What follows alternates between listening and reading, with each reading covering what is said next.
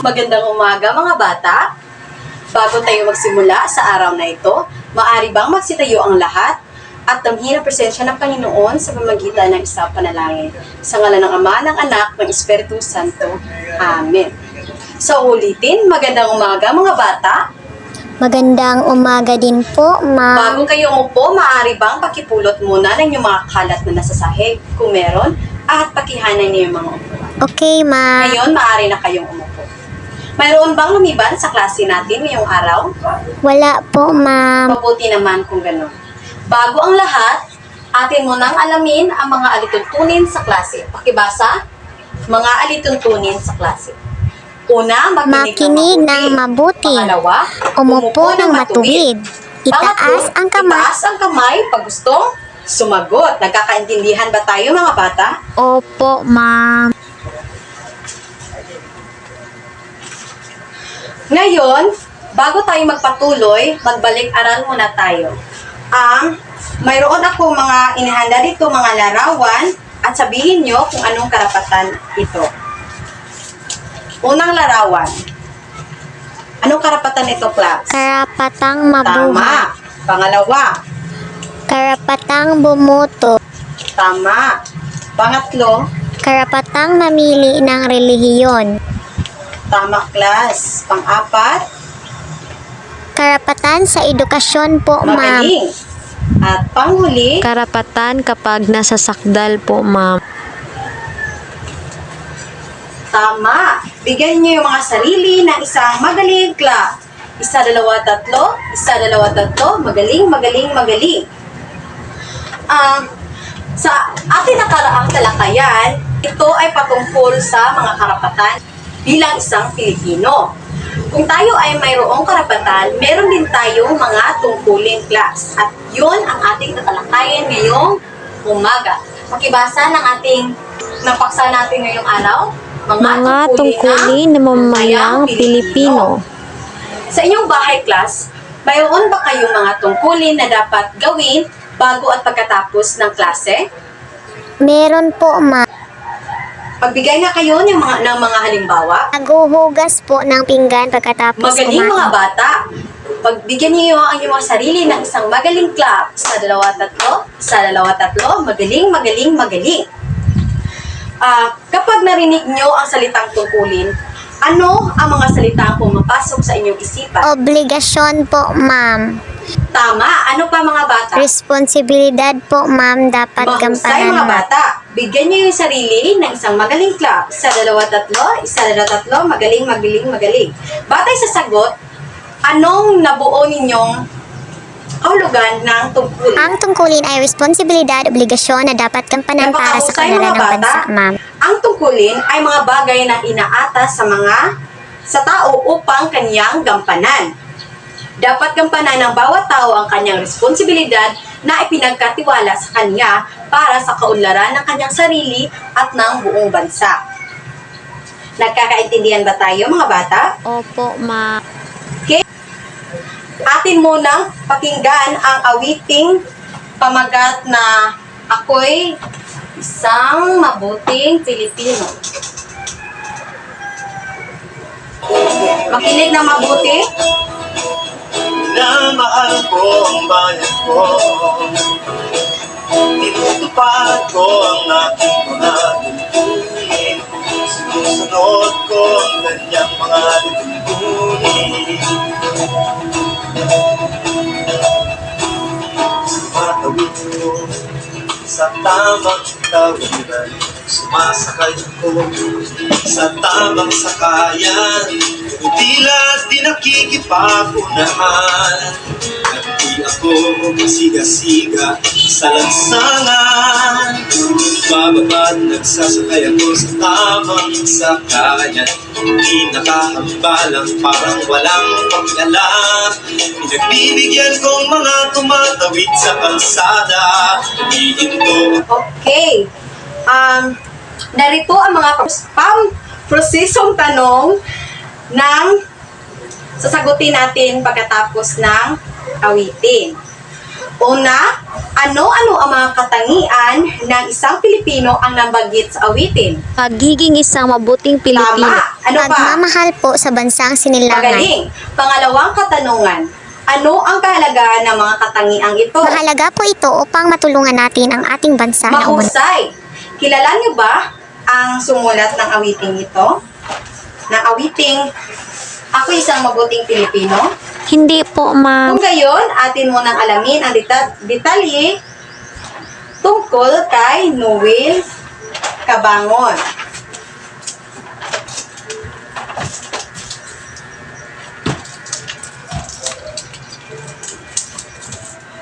Si Noel Cabangon ay isang Pilipinong folk singer at kompositor na kilala para sa pagsusulat ng makatuturang panlipunan ng mga awit.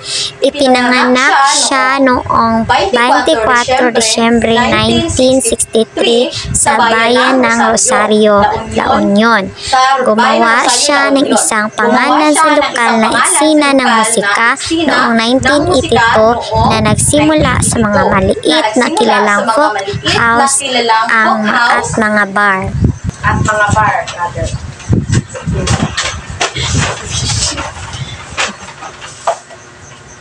Ngayon mga bata, batay sa ating nabasa, sino si Noel Cabangon? Siya ay isa sa Siya mga ay isang mahuhusay na mga mahusay na awit at kompositor sa ating bansa. Mga awit o kompositor. Sorry. Kung napakatan. Ano ang tema at saan patungkol ang kanyang awitin? Ito po ay tungkol sa pagmamahal sa ating bansa. Bukod sa mga nabanggit na sa kanta, mayroon pang ibang tungkulin ang mamayang Pilipino.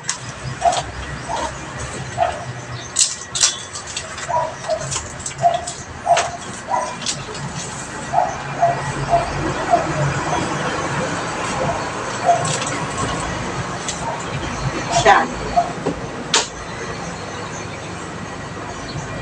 So kung papiliin ko kayo, ano ang pipiliin nyo? Gawang sa ibang bansa na sapatos o sapatos na gawang atin? Sapatos po na gawa dito sa ating bansa, ma'am. At bakit Dahil naman? bukod sa matibay at mura, makakatulong po tayo sa ating kapwa Magaling Pilipino, ma'am. class. Ang pagtangkilik ng sariling produkto at pagmamalaki sa ating kultura ay mga tungkulin natin bilang isang mamamayang Pilipino.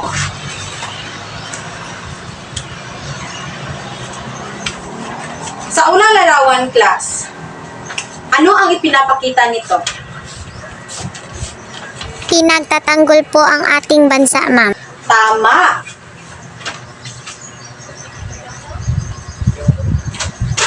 Sa pangalawang larawan, Pagpapakita ng paggalang sa watawat, ma'am. okay, base sa pangalawang larawan, ito ay si Janila Lilis, isang grade 6 pupils na isinasalba ang watawat noong sagsagan ng bagyong Waning sa Albay. Bukod sa ginagawa ni Janela Lilis, paano pa natin may papakita ang paggalang sa watawat? Tiklopin po ito ng maayos. Tama. Ngayon, class,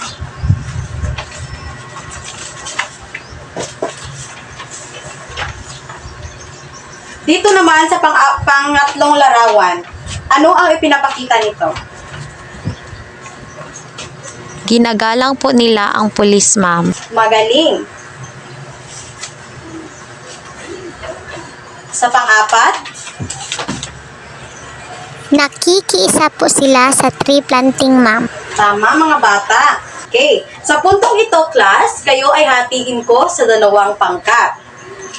Ito ang unang pangkat at ito naman ang pangalawang pangkat.